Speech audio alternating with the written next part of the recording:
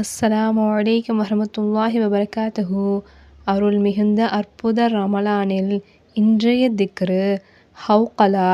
ஹவ்கலா என்று சொல்லப்படுவது லா ஹவ்ல வலா குவ்வத இல்லா பில்லாஹ் என்று கூறுவதாகும்.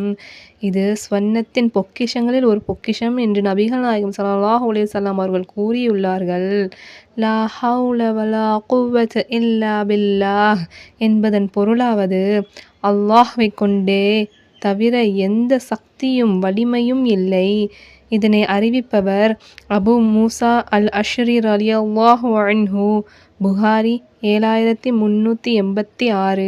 இன்னும் மற்றொரு அறிவிப்பில் நபிகள் நாயகம் ஸல்லல்லாஹு அலைஹி வஸல்லம் அவர்கள் கூறினார்கள், நான் ஒரு வார்த்தையை அறிவித்து தரட்டுமா?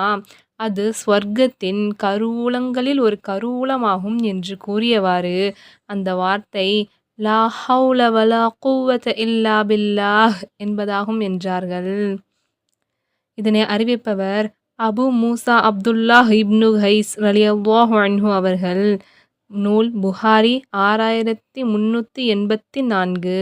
இந்த திக்ரின் விளக்கமாவது, நாம் எந்த ஒரு நற்செயலும் செய்ய தேவையான சக்தியும், நாம் எந்த ஒரு தீமையிலிருந்தும் விலகுவதற்கான சக்தியும் அல்லாஹ்வின் உதவியை கொண்டே உள்ளது என்பதாகும்.